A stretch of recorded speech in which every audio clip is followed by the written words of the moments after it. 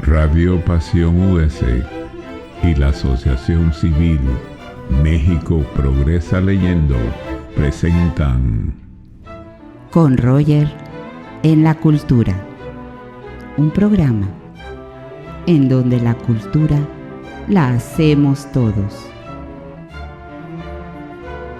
con Roger Hertzberger y su panel de invitados.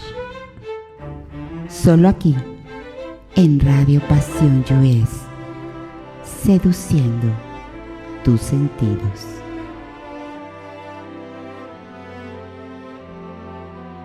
Queridos amigos, me da mucho gusto saludarlos. Bienvenidos a Con Roger en la Cultura. Estamos transmitiendo para Radio Pasión US, seduciendo tus sentidos.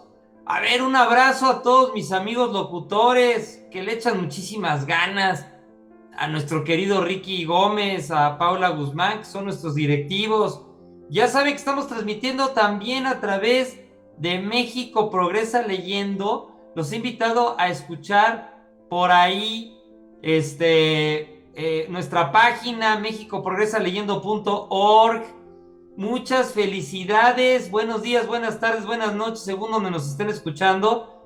A ver, para nuestra comunidad hispana en varios estados de la Unión Americana, que estamos obviamente allá Ricky Gómez con los controles y nuestra sede en Miami, estamos también todo el estado de Florida, Texas, Nuevo México, California, México, nuestro querido y hermoso país, Latinoamérica, por ahí nos han escrito. Ayer me escribieron de El Salvador, Alejandro Antuñana. Alejandro, un abrazote, que estés ahí en El Salvador. De Los Cabos también nos escribieron. Un abrazo también, por favor, Antigua Guatemala. Fito, ¿qué creen? Yo creo Adolfo, pero le dicen Fito García Orduña. Bueno, y felicidades y gracias a todos. A ver, queridos amigos, el día de hoy les traigo una sorpresa impresionante de un programa que yo he querido grabar, qué barbaridad, desde hace meses, de una persona que yo admiro, que es amigo mío, que es compañero mío, ¿sí? Porque además estamos en un grupo que es de declamadores, de oratoria y de poetas, que les mando un gran abrazo, Bueno, ahorita lo va a decir mi querido invitado.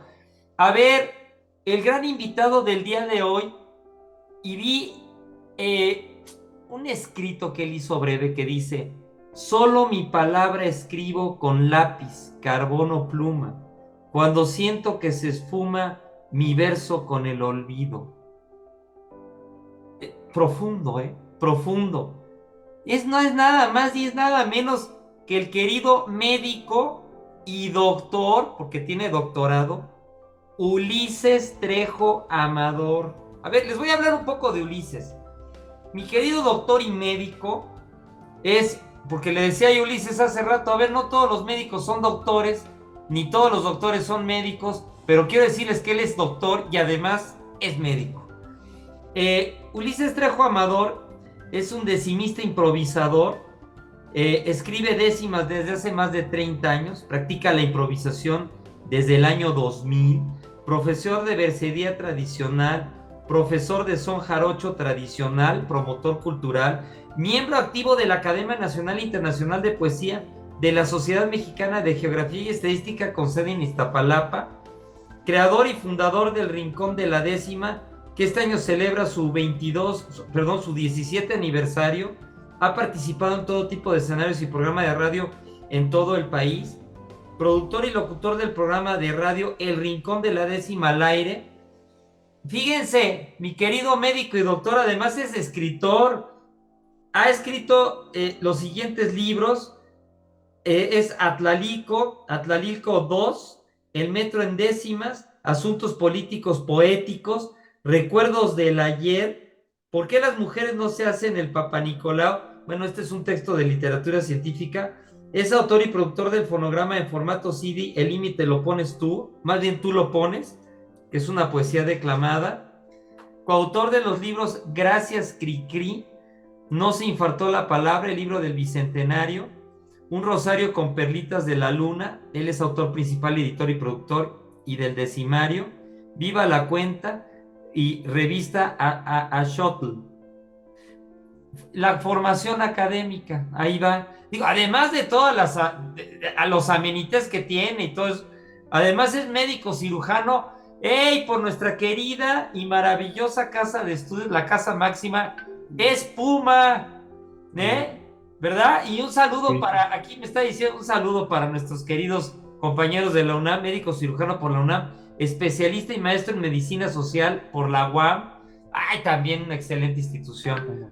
Y además tiene el doctorado en alta dirección, que lo estudió en centros de posgrado del Estado de México, y es locutor de radio tipo A. Carambas, hasta colega mío es en esto Bienvenido, mi querido doctor, ¿cómo estás? Muchas gracias, Roger, aquí. Muy contento de estar en tu programa y de la hermosa presentación que has hecho de mi persona y de mi trabajo. Muchas gracias. Lo que habla por ti, mi querido doctor, es el gran corazón y el gran aporte humano que tienes para con todos, porque y te lo estaba comentando, los escritores, y me incluyo, tenemos un alto sentido de altruismo. Escribimos para aportar. A veces vivimos de otras cosas, pues tú eres médico, pero lo que hacemos lo hacemos con cariño y con textura humana para preservar, para conservar, para difundir nuestras ideas, nuestros pensamientos, heredar, compartir a quien nos lee, algo que pensamos que aporta y que lo hacemos con el corazón, ¿no? Así es. Mi querido doctor, el programa del día de hoy, queridos amigos, a ver, es un libro que me encanta. Oye, vamos a tener varios programas con el doctor, ¿eh? Ya te voy a comprometer desde ahorita, doctor. De acuerdo, 100%. Apuntadísimo. Bueno, a ver, vale la pena porque el libro de hoy se llama Recuerdos del Ayer. Es un gran tesoro literario que yo descubrí en una presentación de libros allá en Coyoacán. Le mando un saludo a mi amiga Silvia García, que me invitó a esta presentación, en donde tuve el gusto de conocer al querido maestro, médico y doctor Ulises Trejo Amador. Mi querido Ulises, ¿me permites leer algo de Recuerdos del Ayer? Sí, por favor, muchas gracias. A ver, queridos amigos, no me había dado tanto gusto hablar de un libro, bueno, y sí me da gusto mucho hablar de todos, pero de este corte y de este tipo, por favor escuchen. Esta es la parte inicial del libro. Recuerdos del ayer. Ya van a ser las 12 de la noche. Es hora de dormir. Me recuesto en estos tiempos de pandemia para consolar el sueño, pero al cerrar los ojos y justo a la medianoche comienzo a escuchar a lo lejos la tronadera de cohetes que vienen de Zapotitlán.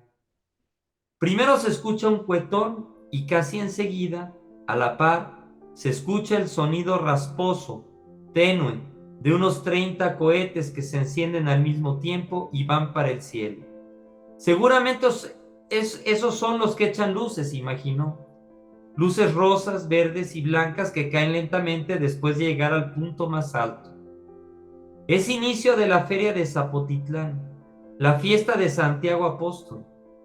Las 0 horas del sábado 25 de julio.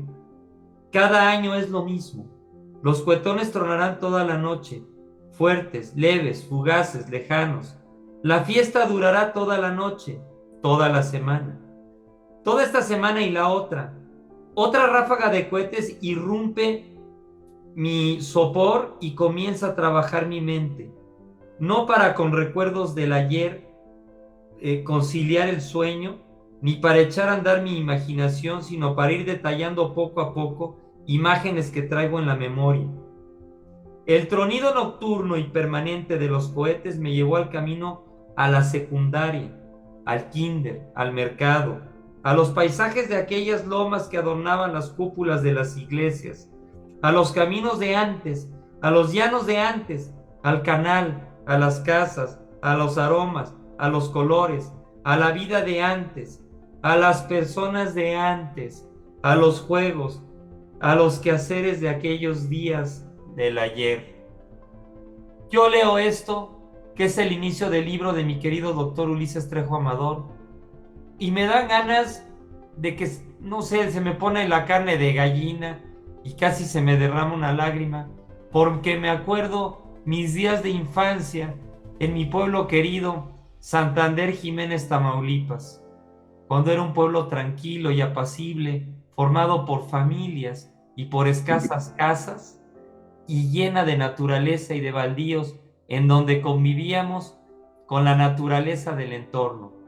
Me ha llegado este libro del maestro, del médico y del doctor y del gran ser humano que es Ulises Trejo Amador, y lo tengo aquí para ustedes. Mi querido médico, doctor, por favor, recuerdos del ayer, o sea, platícanos, por favor. Quiero comentarle a nuestros radioescuchas que este libro del que vamos a hablar es una herencia una herencia viva, precisamente de los recuerdos del ayer de muchos de nosotros y de lo que esperamos tejer para con nuestros hijos que conozcan cómo eran los recuerdos del ayer. Mi querido Ulises, la palabra es tuya. ¿Qué sucedió aquí? ¿Qué pasó, carambas? Sí, muchas gracias y comparto tus comentarios. Efectivamente, yo me dedico un poquito más a escribir la poesía en estrofa decimal y entonces hacer décimas de 10 versos o de 10 renglones. Entonces tenía la idea de escribir para la Colonia del Mar o para esta zona del sur de la ciudad donde son todos estos relatos del libro. Pensaba escribir unas décimas, unas estrofas, unas 4, unas 6. Entonces fui plasmando ideas y esas ideas las fui desarrollando. Y entonces de repente ya me salí del objetivo de hacer 6 estrofas o 4 estrofas, sino que me gustó cómo lo iba narrando. Entonces hay por ahí algunos grupos, algunas redes sociales que tienen que ver con el México de ayer o con temas comunes de la ciudad. Entonces publiqué el primero y a todo el mundo le gustó. Y hacían comentarios como el que acabas de hacer. Me decían, lo mismo en Chicoloapan, en San Vicente Chicoloapan, lo mismo en Guerrero, lo mismo en el norte del Estado de México. Entonces me di cuenta que eran recuerdos muy comunes.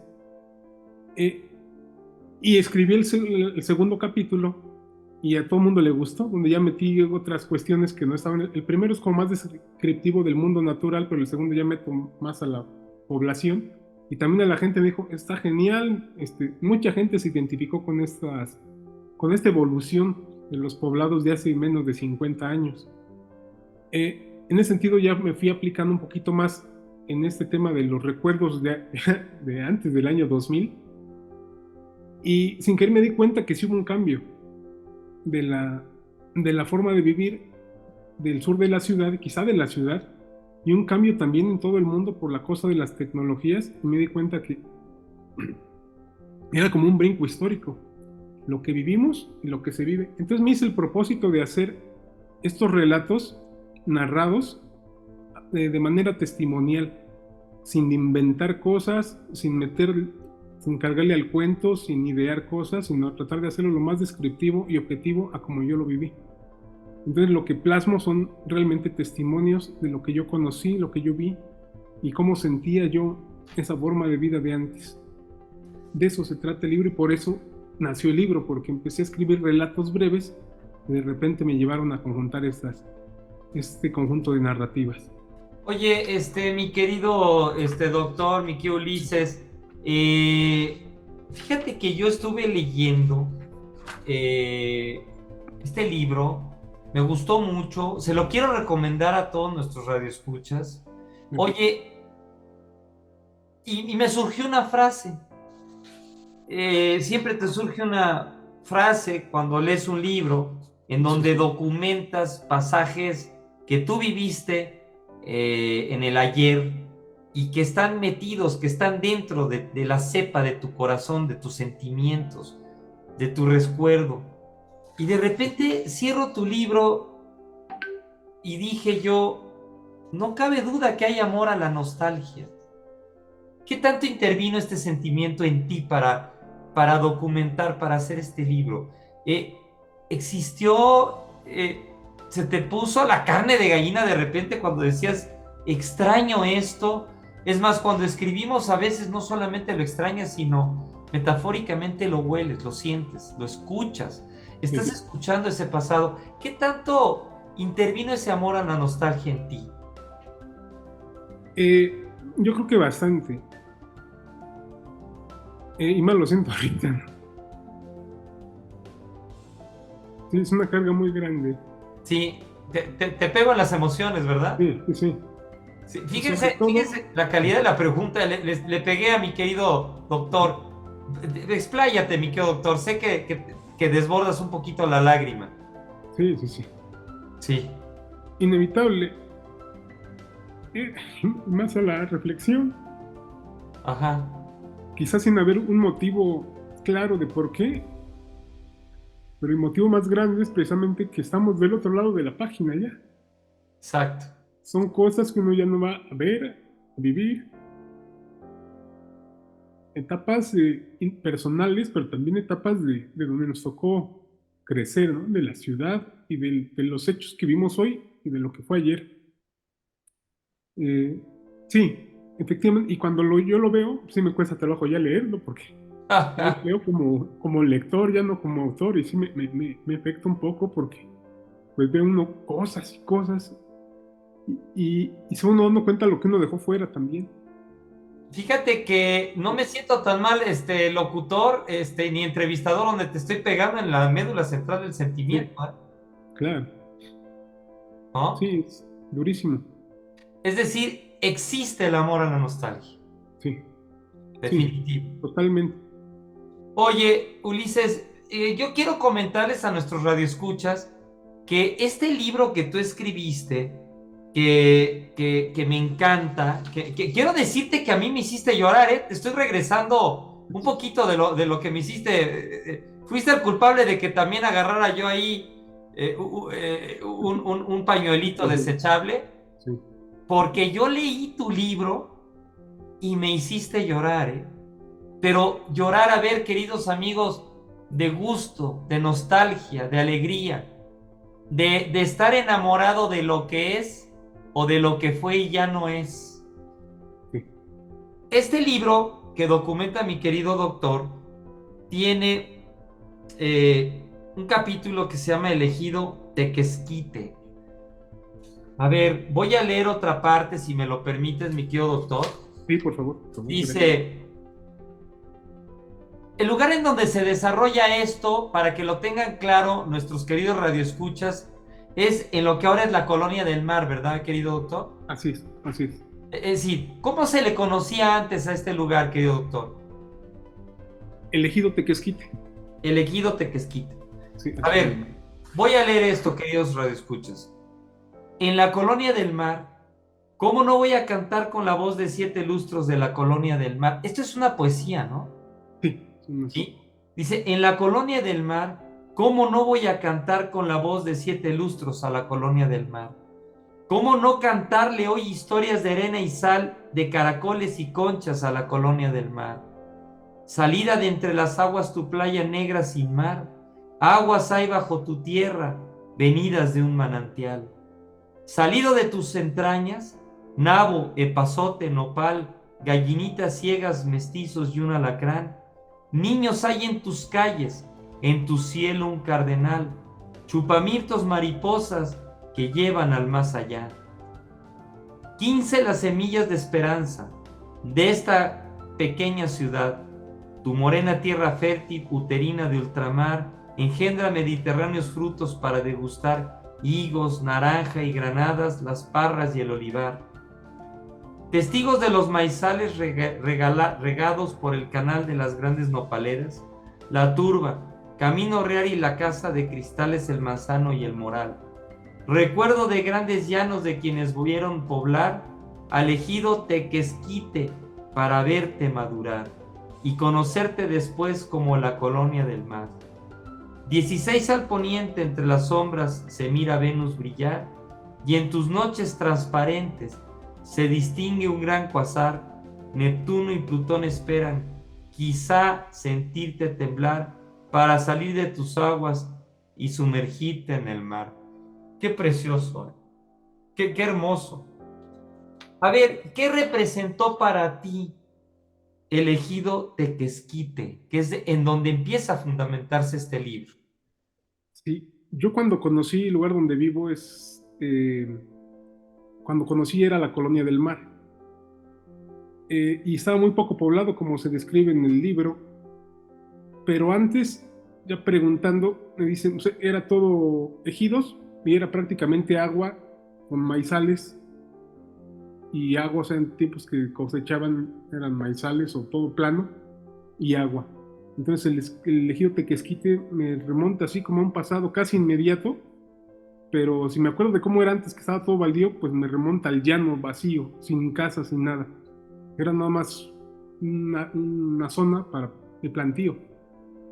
Oye, Ulises, cuando tú llegaste a este lugar, que además se empezó a engendrar un amor y un cariño entre ti y este hermoso lugar que ahorita derramaste unas lágrimas, ¿cómo fue esa comunión de un niño tan pequeño? ¿De qué edad, a qué edad nos remontamos con este libro? Bueno, yo prácticamente nací ahí. Toda mi infancia fue ahí. Nací, pues, por las condiciones de servicios de salud, nací en Culhuacán, que es como una hora en camino hacia la ciudad. Y esta es al sur de la ciudad, en Tláhuac ya. Y desde que yo tengo uso de razón, vivo ahí. Y estoy hablando de 1976. ¿Sigues viviendo en esa región? Sí, aquí mismo vivo. Ok, sí. Querido doctor, una pregunta. ¿Cómo se logra esa cohesión o valga la redundancia, ¿cómo podría llamarle? Ese maridaje entre un niño pequeño y su entorno. ¿Por qué, no sé, cómo se logra? ¿Cómo ese niño llega a enamorarse tanto de ese lugar? ¿Qué fue lo que te atrapó de ese lugar? Pues en cierta forma yo creo que la libertad de poder hacer lo que ahora no se puede hacer, de explorar lo que difícilmente ahora se explora, porque yo estaba rodeado por una parte de la facilidad que otorga vivir cerca de un poblado, pero de la otra pues vivía pues en el llano, en el campo, sin ser tan peligroso como vivir en un lugar apartado. Entonces el poder hacer todo aquí en la casa, poder jugar o explotar al máximo como niño, convivir con otros niños, conocer de cerca a la gente, todo eso yo creo que causa una magia. Pisar la tierra, andar por la tierra, conocer las plantas sí, de manera directa, plantas silvestres que ahí nacen y plantas que ya compra uno, pero todo eso ya uno lo conoce de manera cercana.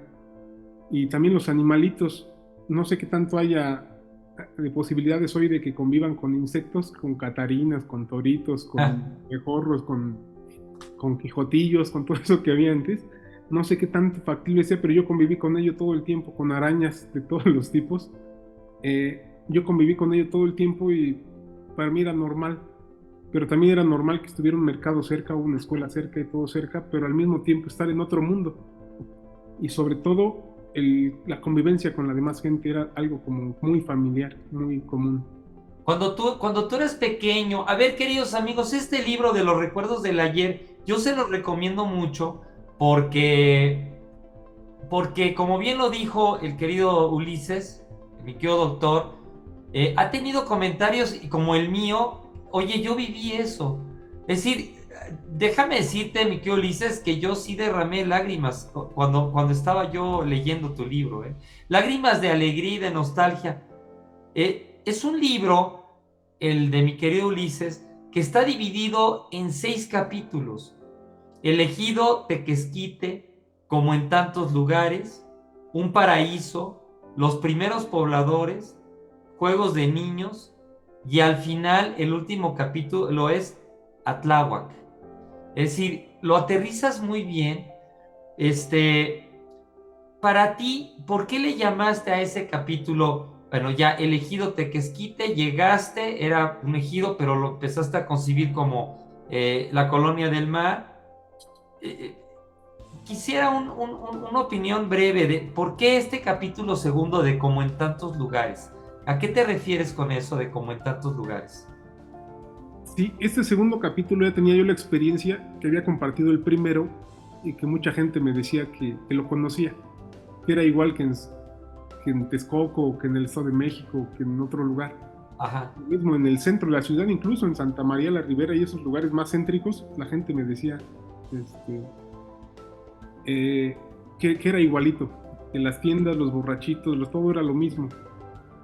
Ya tenía esa experiencia que lo habían leído y que muchos me habían comentado que era igualito, entonces por eso ya lo aterricé más como en tantos lugares. Oye, mi querido Ulises, el tercer capítulo es un paraíso. ¿Realmente lo fue para ti? O sea, ¿lo Sí. convertiste, llegaste, lo convertiste o lo descubriste? Yo creo que lo descubrí. Sí, porque me tocaba ver los amaneceres. Este que está al fondo de donde estoy es un atardecer. Qué bello. Entonces, ver esos atardeceres, esos amaneceres de todos los colores, pues sí, como que cala, ¿no? Y uno quisiera pintarlos o retratarlos o llevárselos, no sé, en la memoria o pintarlos en trazos, pero no, o sea, yo me he dado cuenta que era, pues, cuánta gente no quisiera vivir ahí o ver entre las nubes, que era la neblina, ver una vaquita como que flotando, pero o sea, para mí era una cosa maravillosa. Y tener aparte un canal, que era para nosotros como un río, un canal muy cerca donde veíamos víboras, ajolotes, iguanas, también era como mágico. Oye, Peces, había quien iba a pescar ahí, sí. ¿llegaste a ir a pescar ahí? Sí, o sea, de juego de niños, sí, llevaba Bueno, a pero inventar con nuestras redes, en la mente de los niños, yo era me pescar. acuerdo, si tú le pones un hilo de tu mamá y le pones un clip, ya estás pescando, Sí, así, ¿no? sí. Y pescando ilusiones, pescando sueños, que yo creo que eso fue lo que te hizo escribir este libro, o sea, haber pescado ilusiones y sueños. Sí, Y también. aspiraciones, yo creo que tú pescaste aspiraciones de lo que querías ser de grande, y cuando fuiste grande quisiste tener una regresión con este libro a lo que fue el Ulises pequeño, de este paraíso que tú viviste, ¿no? Probablemente, a mí siempre me gustó todo, casi todos los campos de la vida. Y trato de hacerlo, de seguirlo. Y de regreso igual, o sea, creo que pues sí, me tocó conocer muchas cosas en ese mundo pequeño, muchos cruces para explorar otros mundos, y probablemente sí sea esa influencia de niño hacia grande y de grande mirar que más o menos voy en el camino que pensé. Oye, aquí, en tu cuarto capítulo, nos hablas de los primeros pobladores. ¿Tuviste contacto con los primeros pobladores? ¿Tuviste la mente fresca y abierta para escuchar algunos comentarios de estos primeros pobladores que te hicieran adentrarte más al ánimo, al corazón y al alma de este entorno que viviste? Yo tenía la comunicación como la tiene un niño, o sea, nada más de hola y adiós, pero no conviví realmente con una persona que me inundara más de historia o de datos o de conocimiento sobre el lugar o de dónde eran ellos tampoco. O sea, fue muy breve, solamente era lo que yo veía, lo que yo escuchaba de quiénes eran esas personas, pero no, nunca tuve un trato más cercano. Sin embargo, me imagino que los veías como algo legendario, o sea, formaban parte de una visualización del entorno natural al que tú te estabas acoplando y ya estabas acostumbrado. Y me imagino que a través de estos legendarios pobladores, tú visualizaste que dentro de los primeros pobladores no solamente eran personas, sino también la ecología propia del lugar. Es decir, ¿o no lo visualizabas en esa época? No lo visualizaba. Ok, y Lo que sí ahorita, hoy lo veo como que sí. ok, hoy lo ves como que sí. Sí, o ya conscientemente, digo, sí, pues era parte del entorno de magia y de cultura del lugar. Sí. Ulises, yo veo una fortaleza muy grande en tu libro. Queridos amigos, a ver, ya hablamos de estos 4 capítulos, de estos 4 capítulos, el ejido Tequesquite, como en tantos lugares un paraíso, los primeros pobladores, y aquí viene, yo diría que la parte medular, bueno, hablando estoy hablando con un médico, con un doctor, por cierto, reconocido y querido con tus compañeros y por nosotros. A ver, la fortaleza de este libro, y es lo que heredas en este libro a generaciones que vienen, es algo que no se ha documentado en muchos libros. A ver, el 5.º capítulo es Juegos de Niños. A ver, queridos amigos, de repente leo Juegos de Niños y me topo, a ver, con el subtítulo de este capítulo, Variantes del fútbol. Escuchen, variantes del fútbol, béisbol y voleibol improvisados, los muñecos, carritos, a la comida, a la casita, las canicas, el tacón, el bolillo, el burro y sus variantes, el trébol, las escondidillas, correteadas las traes y los encantados, las ollitas, los listones y las cebollas, hoyitos, uñitas, coleadas, medias, donde se paró el águila, el yoyo, el trompo, el valero, artes con hilo, los tirafichas, los arpones y otros juegos. A ver, amigos de nuestra generación, de los 60s, de los 70s, de los 80s y generaciones actuales, existían esos juegos, y que forman parte del bagaje de los juegos infantiles que se jugaban en la época. Oye, Ulises, estás heredando la documentación, estás documentando lo que muchos niños de la actualidad ya no conocen. Me pongo a pensar que la fortaleza de tu libro es heredar, documentar estos juegos tan maravillosos que nos forjaron desde la pequeña niñez, desde la niñez más, vamos, desde los primeros años de la niñez. ¿Cómo se te ocurre en este capítulo hacer un glosario de todos estos juegos? Es decir, creo que esa es una gran fortaleza del libro, ¿no? Es decir, tú se lo das ahorita a un muchacho de 15, 16, 17, 18 años y te va a decir, oye, ¿qué es eso de dónde se paró el águila? ¿Qué es eso de artes con hilo? Es decir, ¿cómo está esto, Ulises? ¿Cómo entra dentro esto de...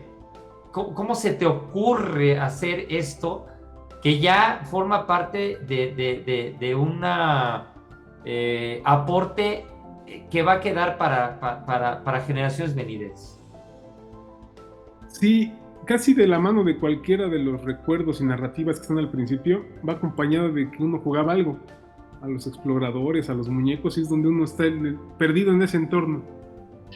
Entonces, para ir detallando un poquito más cada uno de esos capítulos, sí tuve que recurrir a tratar de ver desde dónde lo veía y qué hacía yo. Entonces dije, pues a ver, voy a hablar de los carritos o de los muñecos o del burro. Después dije, bueno, ¿y si hago un catálogo de libros? Así tal cual lo pensé porque no iba a acabar.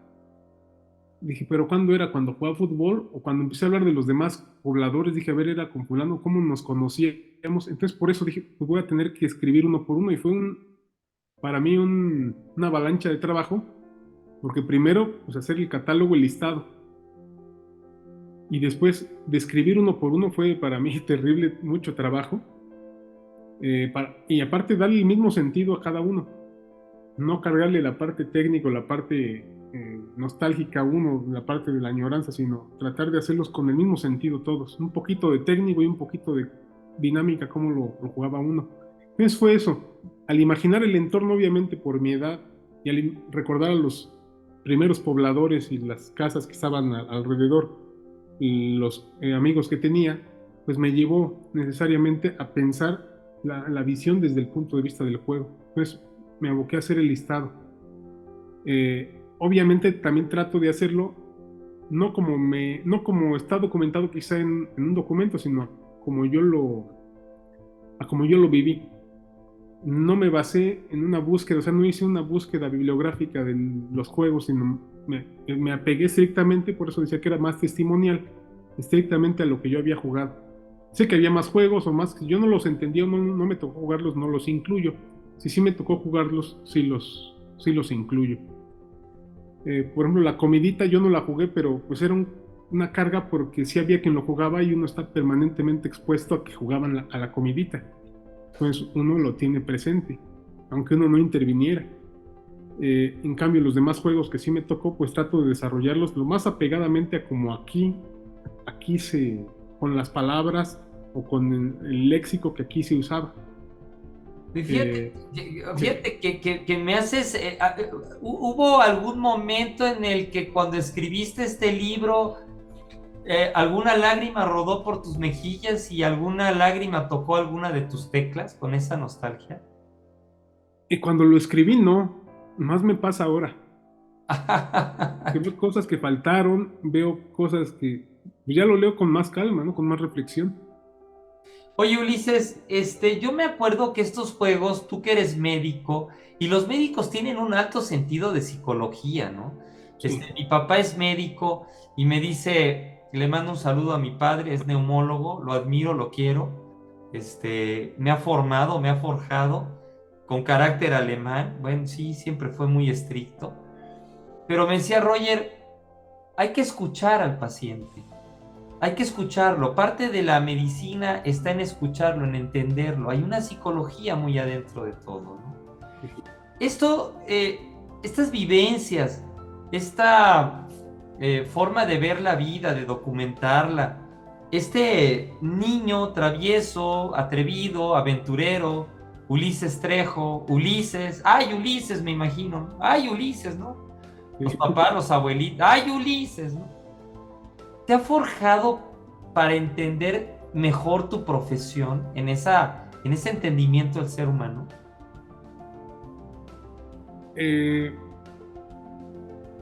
Probablemente en el mismo tenor, en entender a los demás, en escucharlos, en verlos. Porque a mí una de las cosas que me gusta precisamente es escuchar la música de los otros, escuchar lo que platican los otros, escuchar justamente las dolencias también de los otros, no con el fin de criticar o de yo emocionarme cómo sufre alguien, sino en el sentido de entenderlo. He tratado de ser más receptivo siempre hacia los demás y darles oportunidad siempre de hablar a los demás y yo escuchar. Yo creo que en ese sentido me ha fortalecido, y también en el sentido del espacio, ¿no? Porque me tocó jugar muchas cosas quizá y hacer muchas cosas con el cuerpo y yo creo que para la cuestión de la matemática, de las dimensiones, de los tiempos, de eso yo creo que no padezco de esas limitaciones porque el juego permite dimensionar el mundo, tanto en la cuestión temporal como de medir, como de calcular, como las matemáticas. Yo creo que ayuda muchísimo a comprender las cosas de manera simple. Oye, en ese sentido, yo creo que por eso sí. Oye, fíjate que cuando estábamos pequeños, tanto tú como yo, los de nuestra generación, existía toda una ciencia en las canicas, ¿eh? O sea, yo siempre decía, éramos canicólogos, ¿no? Sí. No, porque además había que saber de canicas, ¿no? Que las agüitas, los tréboles, perdóname. Y unas tenían más valor que otras, porque era más frecuente tener agüitas que tener tréboles, me acuerdo. Tenía como que un valor el color, sí. ¿Verdad que sí? Sí, tenían como que un valor, la más roja o la más rara, tenía como que un valor. Sí, o sea, te apuesto 3 canicas contra esta, porque nadie tiene una canica como esta, pero... Y oye, Ulises, ¿se forjaba el honor con estos juegos? Porque era un honor, o sea, ya era ganar por dignidad, o sea, Sí. ¿no? Sí, totalmente. totalmente era una cuestión de ganar las cosas por la vía de la capacidad y de la habilidad, más que por la fuerza bruta, ¿no? O la presunción de yo tengo. Porque aunque tuviera alguien algo, pero eso se disputaba en el juego, efectivamente. Había que entender el juego de las canicas y había también que ser respetuoso con los demás. Con uno no podía hacer trampa porque pues uno ya caía ahí en la ética de que ya no quería jugar con uno o ya lo cuidaban a uno. Que si alguien hacía trampa, de hecho por ahí meto un glosario donde hay una terminología, es una cultura, como bien lo mencionas, lo de las canicas. Hay una terminología que es común en los niños y en los jugadores de canicas, que se entiende de manera sencilla y fácil, pero yo no sé si una persona que no ha estado, o sea, de otra cultura se entiende este vocabulario de las canicas. Pero, por ejemplo, pinta tu raya o pinta tu camote, decían. O sea, yo estaba señalando que una persona no debe hacer trampa ni pasarse del límite que tiene permitido y desde ahí debe uno tirar. Yo creo que inconscientemente ahí se aprende el respeto por los demás, se aprende en cuestiones éticas de no, si ya te ganó, dale tus canicas o lo que hayan jugado. Y el honor también de quién es más hábil, porque también el que es más hábil, pues escoge primero, o escoge a sus compañeros, o, o, o, o tiene más merecimiento de llevarse las canicas, todo eso. No siempre es de apuestas, a veces nada más es de honor. Oye, Apostar canicas, apostamos las canicas. ¿Sí? Oye, yo me acuerdo que el tiro perfecto de las canicas, y quiero hablar yo en esta parte de los juegos porque está fortalecido en el libro, esta situación de juegos, yo me acuerdo que había técnicas, un ojito cerrado, era lógico, era clásico, un ojito cerrado, el otro abierto para apuntar, y de repente sacar la lengüita, y morderla con los dientes, ¿no? Ulises, Sí. y afinar la puntería, ¿no? Sí, sí, de acuerdo, totalmente. Sí, ¿No? ya son, Ajá. ya son, no sé cómo nombrarlo, pero conductas que uno toma como para tener más precisión, o sea, como dices, ¿No? cerrar el ojo o hacer ciertos movimientos, ciertas posiciones para apuntar. Sí, totalmente. Oye, Sí, y sacar la favorita para el gane, ¿no? sí, La de la exactamente, suerte, ¿no? tengo mi tirito, decían, que era la canica favorita. Y otra cosa que me acuerdo era que los expertos decían que tiraban de huesito. Yo nunca entendí eso, pero decían tiro de huesito. Y los más débiles decían es que tira de uñita. Es Yo que nunca entendí la diferencia, pero sí, eh, de eh, huesito decían que tiraba. el Yo de nunca huesito, pude. el de huesito era así. Y agarraba más fuerza, ¿no? Sí, Le rompía la canica. ¿Cómo, tú que eres médico, cómo sabes este huesito? ¿Cuál Con las es? falanges, falange proximal, Bueno, con la falange proximal era el de el dedo huesito. pulgar, sí, el dedo pulgar derecho, sí, exactamente. Era el de huesito y el de uñita era, Así, ¿no? y se pelaba la uña también por jugar las canicas. Pues a mí siempre se me pelaba porque yo creo que tiraba de uñita, pero yo nunca entendí cómo hacían esos de huesito. O sea, nunca pude o nunca supe si sí realmente tiraban así. A mí se me cuesta Eh, mucho trabajo. Fíjate, queridos amigos, que estamos hablando de la fortaleza. Para mí tiene muchas fortalezas: el sentido humano, el sentido de la querencia de la tierra, el sentido de la familiaridad con el entorno natural. Para mí la fortaleza fue un rescate histórico e icónico de esos juegos como los que estamos platicando, que eran juegos formadores y formativos de los muchachos, y que además, déjame decirte una cosa, había algunos en donde hasta los papás participaban, ¿eh? Pues salía el papá y les decía, a ver, vengan para acá, chamacos, les voy a enseñar cómo se tira el de uñita, ¿no? Sí. Entonces, por ahí no faltaba el papá orgulloso que quería dar lecciones porque lo había vivido. Ulises, vamos a esto, en una sociedad que cada día tiene más sintomatologías que le afectan a la composición social y de comportamiento del ser humano, ¿cómo pueden o cómo influenciaron estos juegos en la formación de nosotros que ahora ya somos adultos? ¿Qué piensas de esto? ¿Cómo reflexionas esos juegos en esa situación de cómo nos forjaron? Es un poquito difícil la pregunta porque para mí esos juegos tienen toda la carga para potenciar las habilidades de un ser humano, psicológicamente, físicamente, de muchas formas, ¿no? Y por otro lado también eran juegos relativamente violentos. Y sí lo menciono, por ejemplo, en los tirafichas o los arpones, no teníamos esa conciencia tan casi del cuidado de los animales o del hacer nuestros propios juegos de taxonomía de las arañas y todo eso.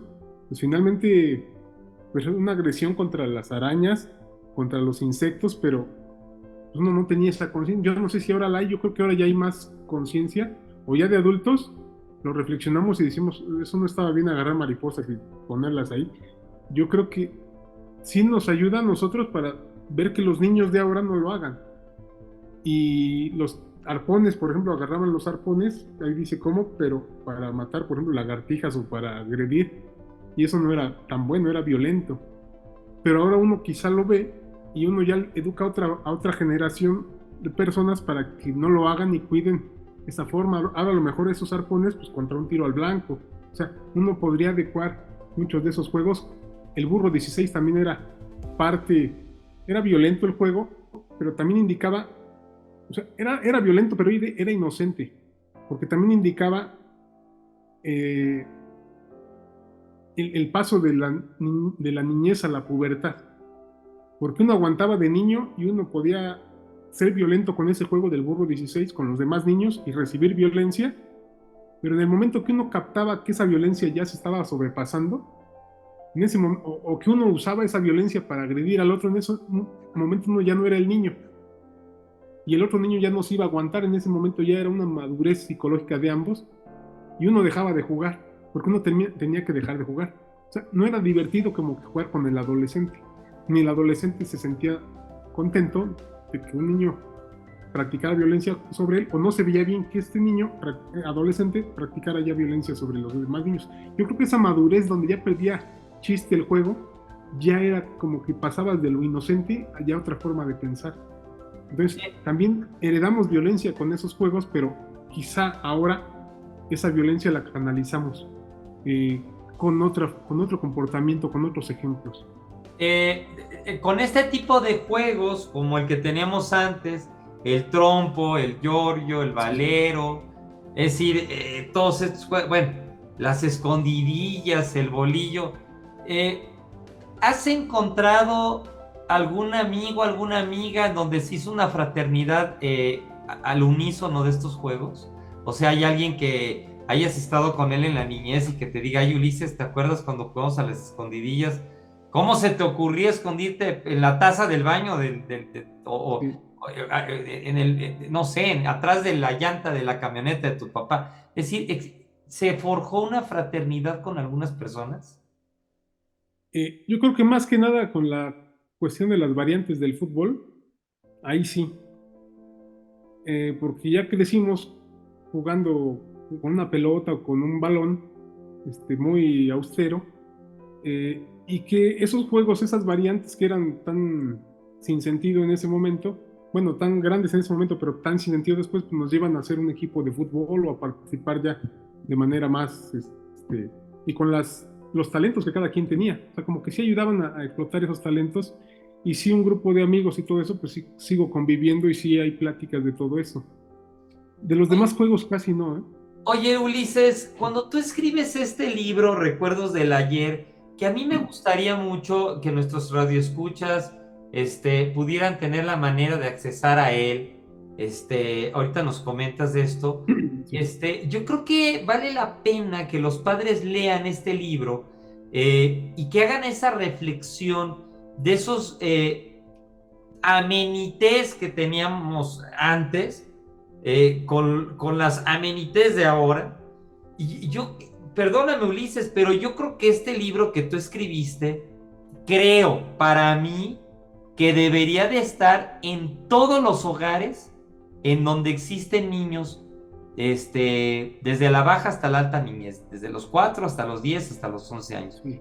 Creo que es un libro que le puede dar a los padres un punto reflexivo, porque a mí me hizo aterrizar ese punto. La pregunta es la siguiente: ¿tú hiciste este libro para ti, para conservar tus tesoros de recuerdos y de nostalgias? ¿O cuando lo estabas escribiendo pensaste en que pudiera ser útil para las personas que lo leyeran? ¿Cuál fue la mentalidad de este libro?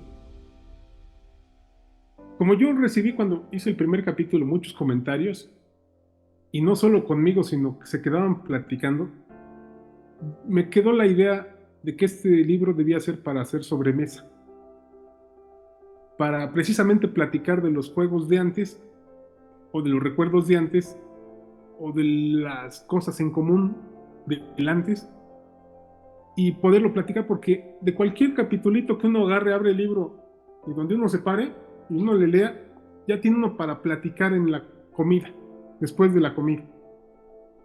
En la parte de los juegos es quizá más aplicativo, pero en cualquier parte que uno lo abra, se queda uno con ese, porque uno da su punto de vista. Dicen, yo no jugaba así las canicas, por ejemplo, las jugábamos de esta manera, y viene la réplica y alguien dice, no, pero nosotros sí lo usábamos. Entonces yo me di cuenta que generaba mucha posibilidades de comunicación, no nada más con el autor, sino entre la demás gente que opinaba.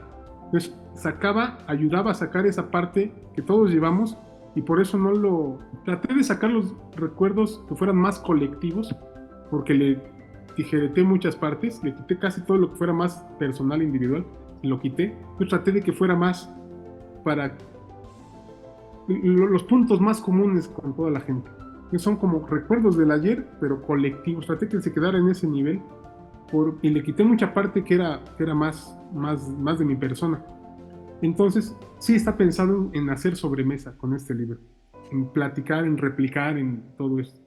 ¿Tú consideras que este libro que escribiste, que estás documentando trabajo, juegos, interacciones de los años 70, las mismas que hubo en los años 60, en los años 50, porque desde las generaciones de nuestros abuelos hasta la de nosotros, quiero decirte que no existió lo digital, ¿no?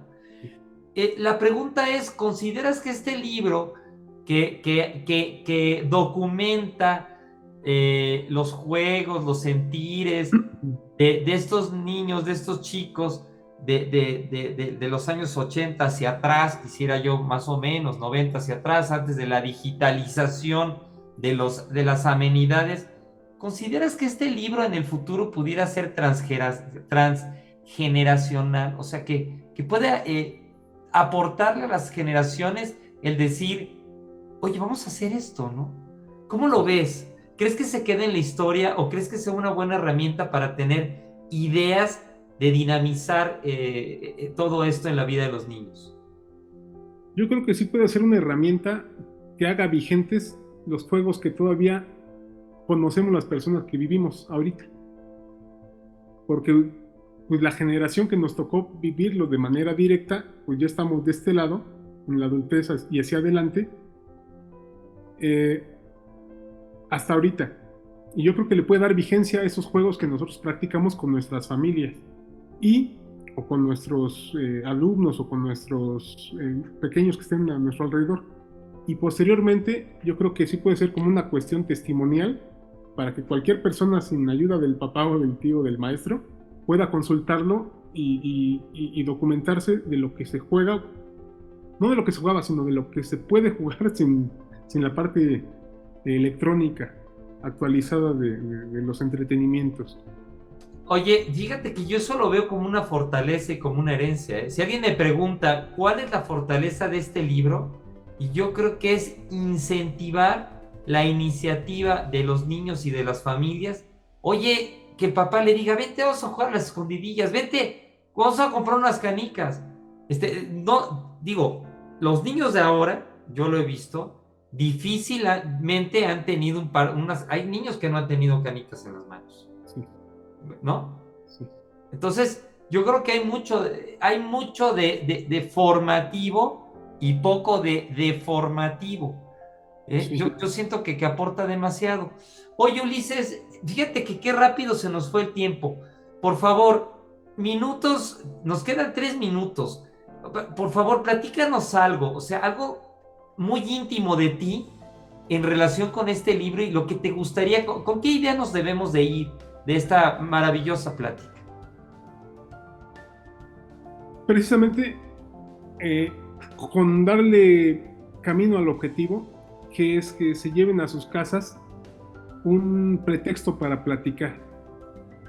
Que en vez de hagamos una pausa hoy, en vez de hablar de los problemas de la política, del trabajo, de cosas, que hablemos de cómo vivimos ayer, que platiquemos de los juegos de ayer o de las cosas de cómo vivió cada quien en su, quizá en el mismo lugar, pero en su etapa antes del año 2000, que platicaran y que se integrara más la familia, se integrara más la sociedad a través de esta lectura. Yo dejaría más que nada ese comentario, que sirviera como un canal de comunicación en las familias, pero también en los espacios como en las escuelas, en las relaciones en los grupos humanos. Yo dejaría como que ese mensaje. Muchas gracias, Ulises. Fíjate que yo también le vi la misma fortaleza. Es un libro que puede, como bien bien lo dices, puede estar en la plática de sobremesa. Y si tú y yo ahorita nos ponemos a hablar de canicas, nos echamos 2 horas. O de trompos, o de yoyos, o de valeros. Vamos, creo que cumple esas dos funciones. Cumple la función de tener una plática sobremesa, de retomar las actividades que se han perdido o que se han dejado en olvido, que son muy interactivas, lejos de la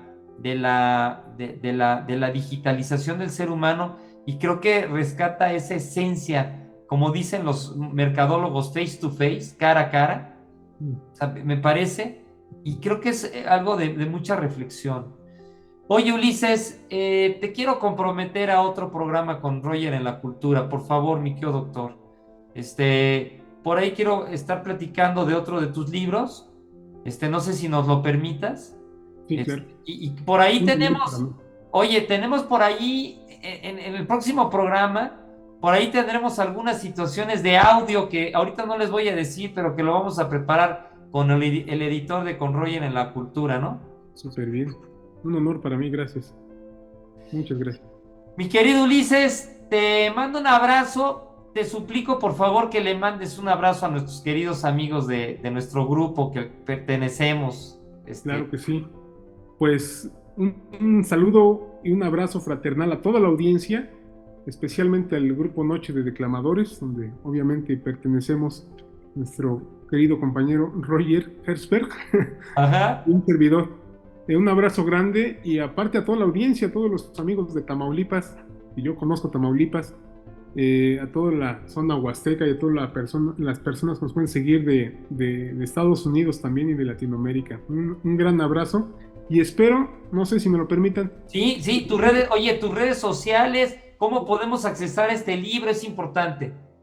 Quisiera compartirles precisamente el libro, si es posible, en PDF a tu audiencia, se los compartieras a quien esté interesado, y que hoy en la noche o mañana temprano, o mañana en la noche más bien, jugaran o Basta o Timbiriche o ¿cómo se llama? Tripas de gato ahí en la familia.